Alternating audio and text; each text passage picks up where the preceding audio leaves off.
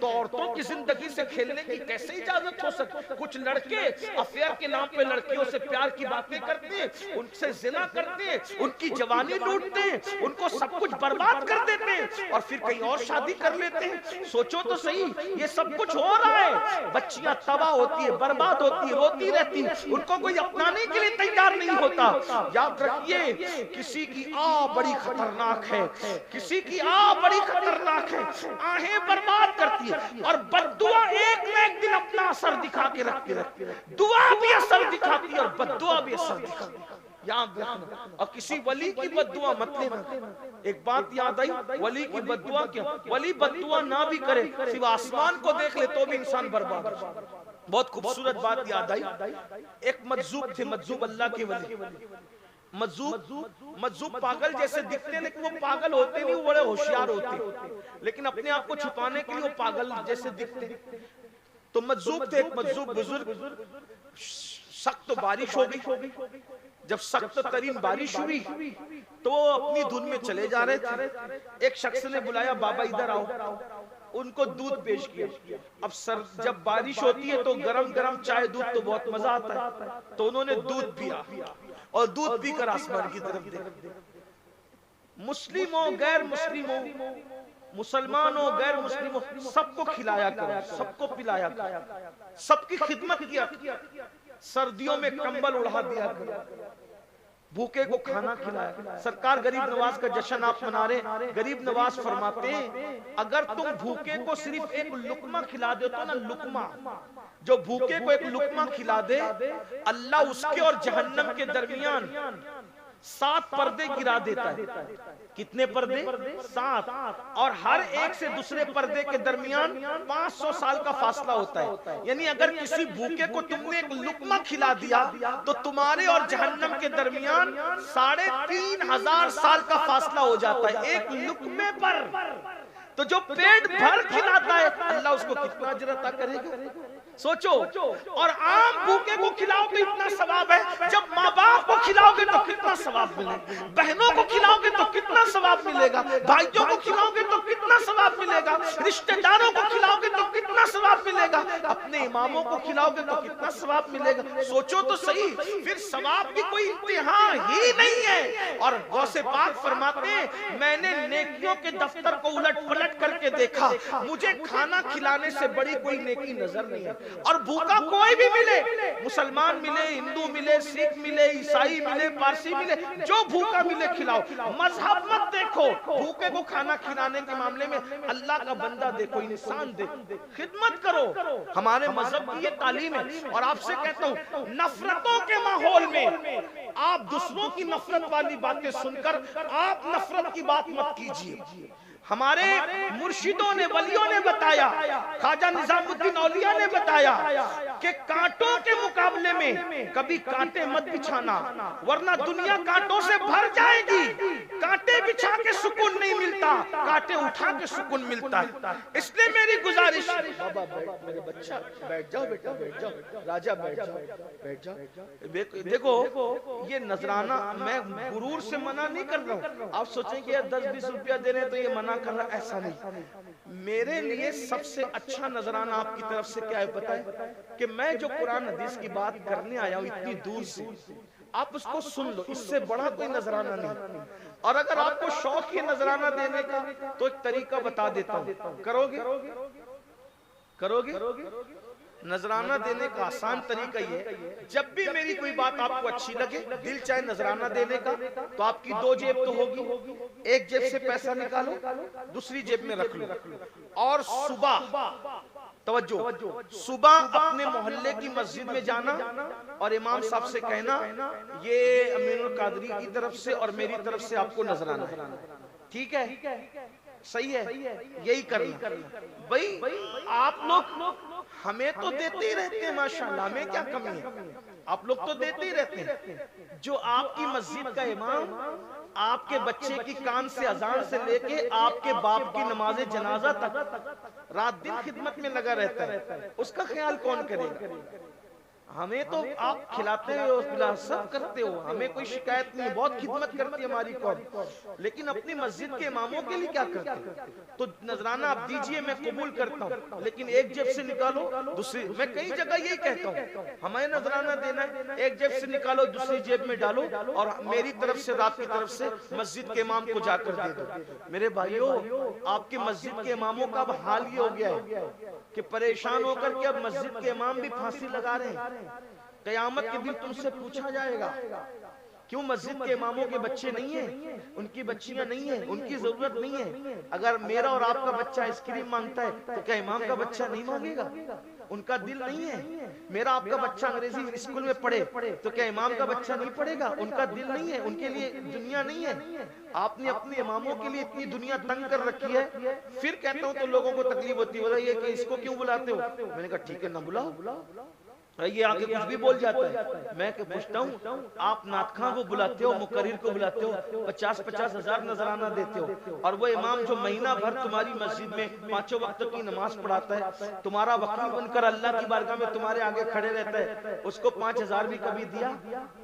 मुंबई के सेठ लोग आते हैं, बड़े बड़े जलसे करते हैं, ये सेठ लोग कभी मुंबई के इमाम लोगों को पूछते हैं कि तुम्हारी जरूरत क्या है? जो पूछते हैं मैं उनको सलाम करता हूँ, लेकिन कभी पूछते हैं इमाम को? तो आप फूल का हार भी नहीं डालते। मुकर्रिर को 50-50 फूल का हार डालते हो। इमाम जो 5 वक्त की नमाज तुम्हारे मोहल्ले में पढ़ाता है, उसको एक फूल का हार नहीं डालते हो। क्या कर रहे हो? मैं इनकार नहीं कर रहा हूँ, मेरी बात का गलत मतलब मत लेना। तुम्हारी खिदमत का हकदार पहले तुम्हारी मस्जिद का इमाम है। ये एक रात के लिए मुकर्रिर साहब आए, सैयद साहब आए, ये फुला साहब आए, सब कुछ मैं मना नहीं कर रहा हूँ। लोग मुझे गालियां देते हैं आजकल, ये किसको क्यों बुलाते हैं, ये कुछ भी बोल जाता है हमारे खिलाफ। भाई मैं किसी के खिलाफ नहीं कह रहा हूँ, मैं हकदारों का हक बता रहा हूँ। जो एक रात 2 घंटे के लिए आया, उसको फ्लाइट का टिकट भी है, उसके लिए अच्छे से खाना है, उसके लिए सिक्योरिटी है, कोई इधर नहीं आए कोई उधर नहीं आए, पैर दबा रहे हो, सर दबा रहे हो, ये ले लो हजरत, वो ले लो हजरत, ये। लेकिन वो एक महीने बरसों तुम्हारी मस्जिद में खिदमत करते हैं। बताओ उनका क्या ख्याल करते हैं? बताओ क्या ख्याल करते हैं? मुझे दुख होता है अब मस्जिद के इमाम लोग फांसियां ले। पहले हम फख्र से कहते थे कि इमाम लोग फांसी नहीं लेते, लेकिन मेरी कौम ने वो दिन दिखाए। क्या रोए? कौन रोए इस पर? मेरी कौम ने वो दिन दिखाए कि मस्जिद के इमाम फांसी ले। मैंने 2-4 इमामों को देखा, मेरा दिल रोया। कौन अपने बच्चों को इमाम बनाएगा? आप कहते हो अच्छे इमाम नहीं मिलते, आप कहते हो अच्छे इमाम नहीं मिलते, क्यों मिलेंगे? अच्छा आदमी मुकर्रिर न बनेगा, अच्छा आदमी नातखा न बनेगा, वो तो जानेगा एक रात में जब 50,000 नजराना मिलेगा। वो बेवकूफ है मस्जिद में इमामत करके 5,000 10,000 रुपए में बैठा। भैया आदमी तो तरक्की चाहता है ना। अच्छे इमाम क्यों नहीं मिलते? क्योंकि तुम अच्छी तनख्वाहें नहीं देते, ट्रस्टियों को जेब से नहीं देना पड़ता, फिर भी इमाम की नजराना बढ़ाने के लिए झगड़े होते हैं। इतना मत बढ़ाओ, उतना बढ़ाओ, तो अपनी जेब से दे रहा है, चंदा करके देना है ना। मैं तो ये कहता हूँ जितनी जजों की तनख्वाह होती है, कम से कम उतनी तनख्वाह हमारे इमामों की होनी चाहिए। क्यों? अल्लाह की अदालत में जो तुम्हारे आगे खड़े हो रहा है, उसको 25,000 30,000 भाई चंदा ही करके देना है ना। जब मस्जिद के ट्रस्टी बने हो, 2 घंटा ज्यादा मेहनत करो। सिर्फ नाम के लिए मुतवल्ली बने और ट्रस्टी बने, और शौक तो सबको होता है ट्रस्टी बनने का, मेहनत क्यों नहीं करते? चंदा करो, कौन से मांगो, मांग के दो। इतना अपने इमामों को मजबूत कर दो कि तुम्हारे इमाम को किसी तरफ देखने की जरूरत न पड़े। जब तक तुम्हारे इमाम मजबूत नहीं होंगे, तुम्हारा कोई मामला मजबूत नहीं होगा। ये बात बुरी लगे तो माफ करना, लेकिन इसका ख्याल करना। और बल्कि अगर ट्रस्टी लोग नजराना नहीं बढ़ाते इमाम का, हमने अपने मालेगांव में ये तहरीक छेड़ी। हमने अपने मोहब्बत करने, मालेगांव के लोग, मेरे शहर के लोग, अल्लाह का शुक्र है मुझसे बहुत मोहब्बत करते। जो बात कहता हूँ लोग अमल करते।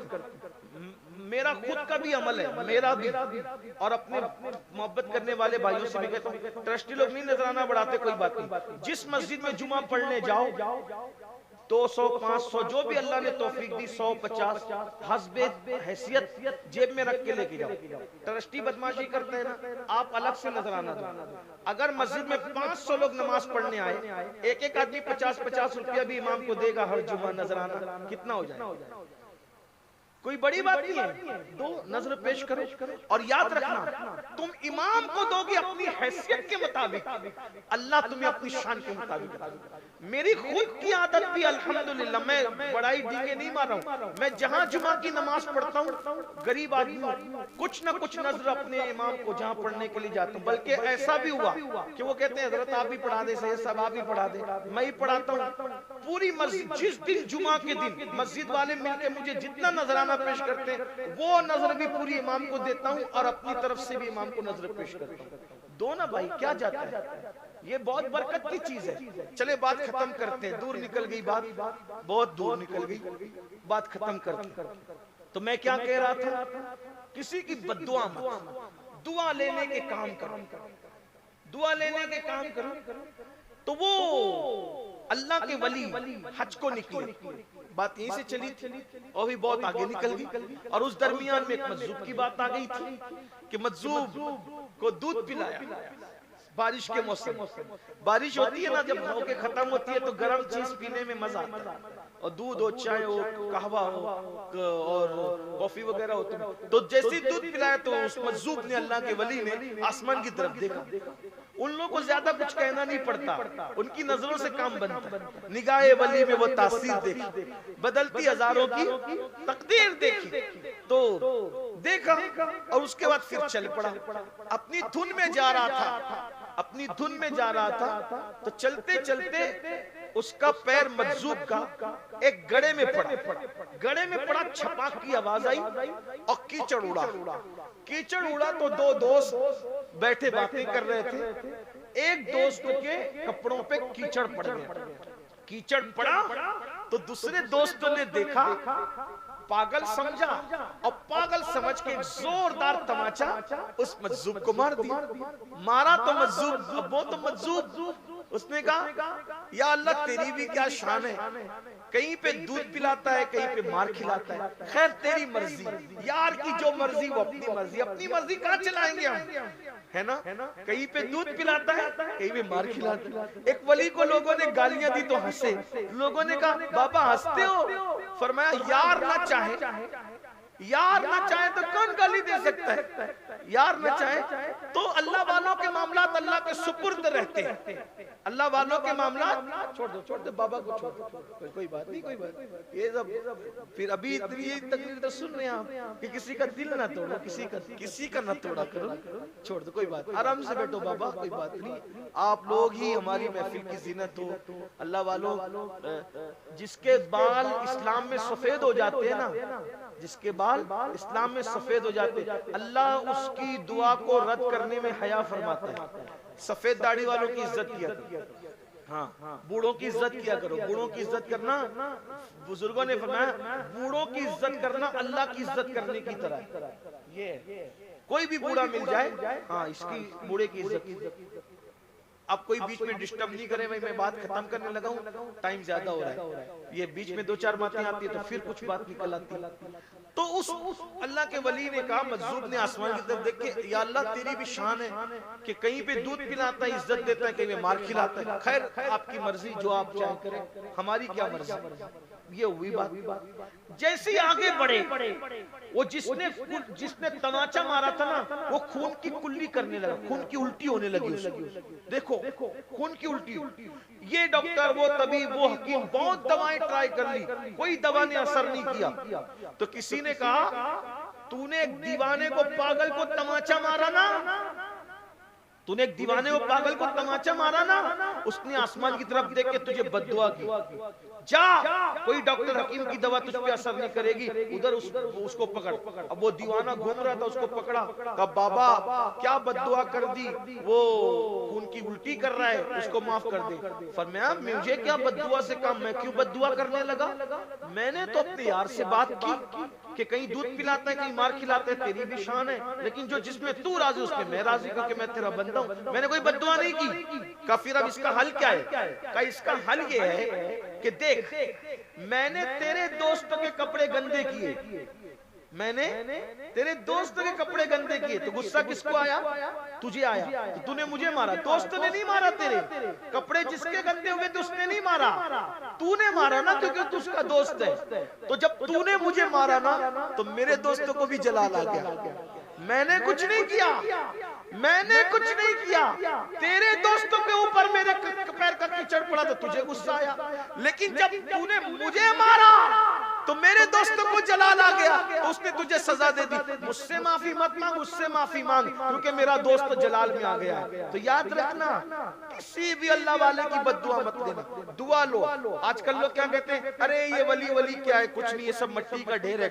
फिर अल्लाह ताला उनके घर में लंगड़े लूले औलाद पैदा करता है, जलील करता है, रुस्वा का। याद रखना, बकवास न किया करो, अदब में रहा करो, अल्लाह के दोस्तों का एहतराम किया करो, उनसे मोहब्बत किया करो।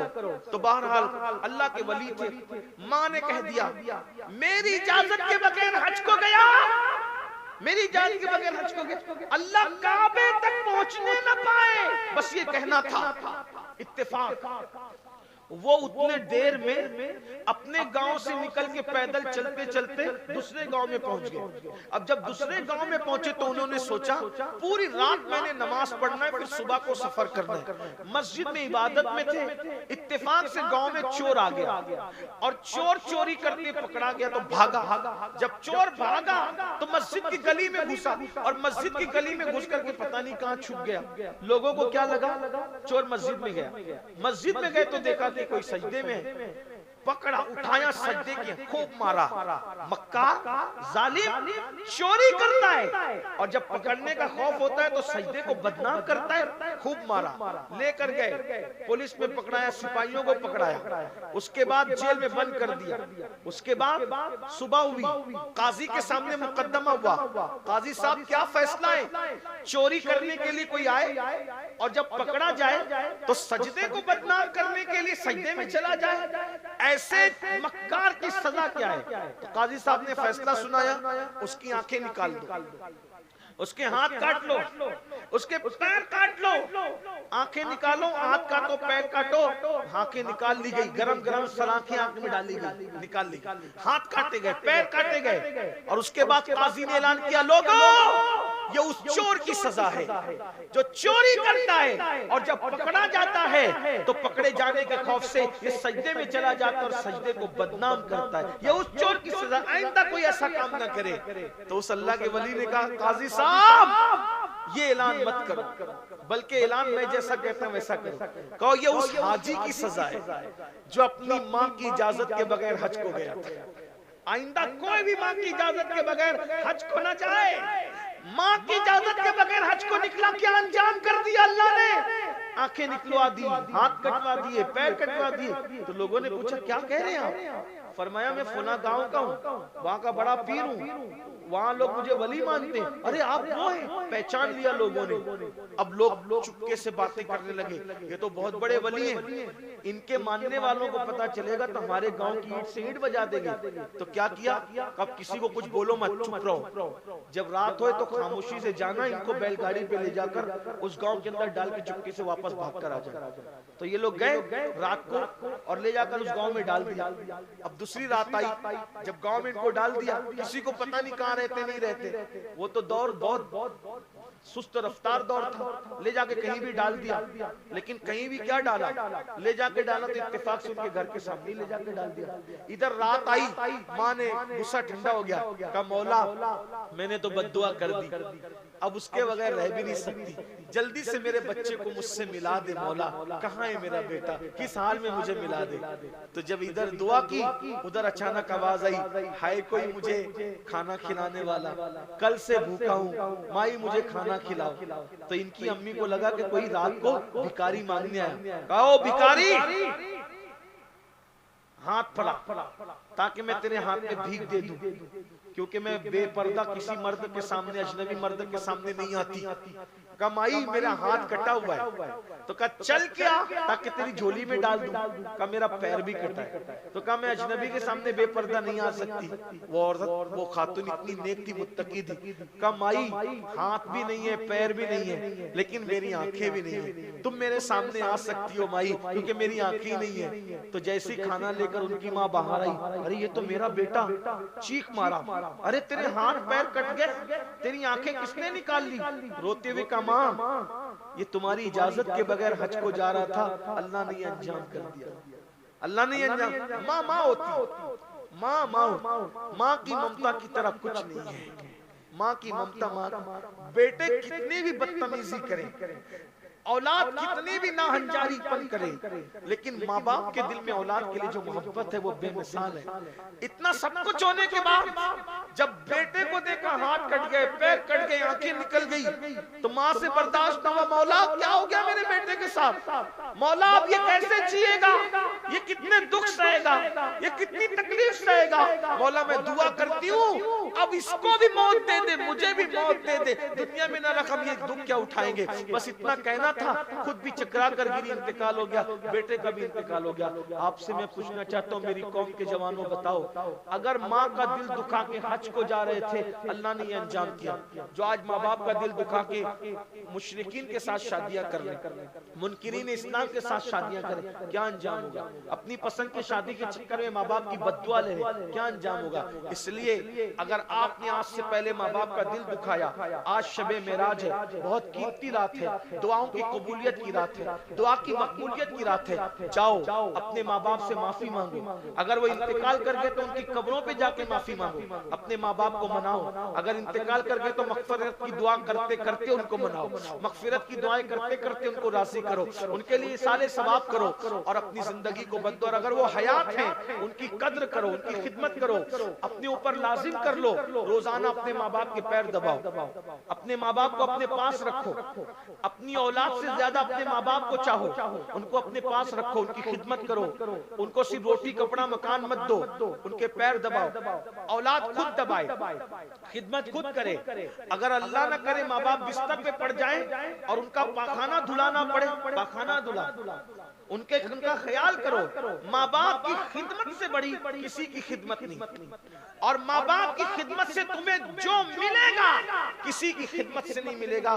तुम्हारे लिए सबसे बड़ा पीर आज की तारीख में तुम्हारे माँ बाप है, तुम्हारे लिए सबसे बड़ा मुर्शिद तुम्हारे माँ बाप है। आप गौस कुतुब अब्दाल को ढूंढ रहे हो, क्यों ढूंढ रहे हो? कुछ चाहते हो ना, तो वो गौस कुतुब अब्दाल तुम्हारे घर में तुम्हारे माँ बाप की शक्ल में पड़े हुए हैं, उनकी खिदमत करके दुआ ले लो। गौस कुतुब अब्दाल की दुआ से जो मिलता है उससे ज्यादा तुम्हें तुम्हारे माँ बाप की दुआ से मिलेगा। क्यों ज्यादा मिलेगा? इसलिए कह रहा हूँ कि गौस की दुआ गौस की तरह होगी, कुतुब की दुआ कुतुब की तरह होगी, मगर माँ बाप की दुआ तो नबी की दुआ की तरह है ना, उससे बढ़कर माँ बाप की दुआ का मर्तबा है। इसलिए अपने माँ बाप की खूब खिदमत करो, उनको राजी करो। मेराज की रात है, बहुत खूबसूरत रात है, आज अल्लाह की मुलाकात उसके महबूब से हुई, महबूब की मुलाकात अल्लाह से हुई, क्या प्यारी रात है। घर जाना, कुछ रकअतें नमाज पढ़ना, हो सके तो दुरूद शरीफ पढ़ना, इबादत करना, ला हौला वला कुव्वता इल्ला बिल्लाहिल अलीय्यिल अज़ीम। ये तोहफा आज की रात ही मिला।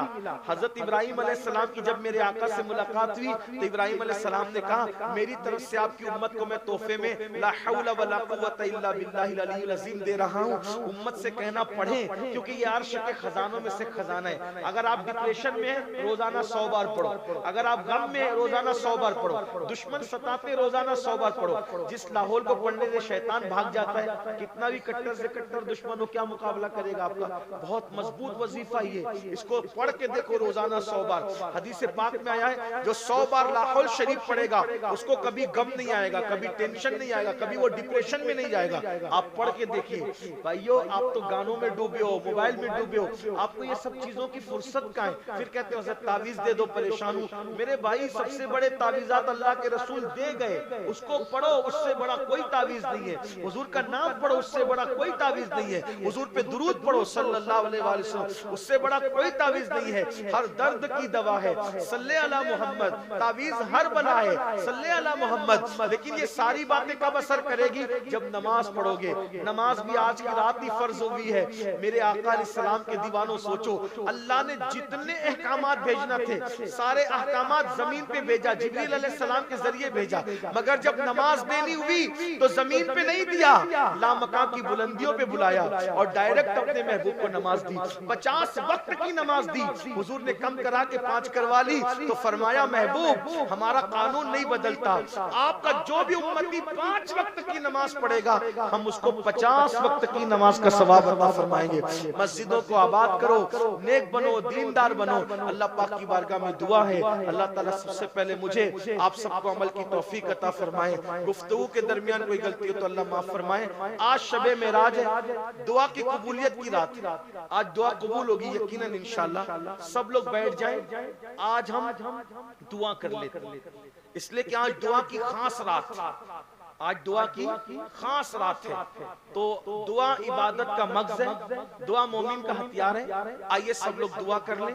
पहले एक बार सूरह फातिहा पढ़ लें, 3 बार कुल अल्लाह शरीफ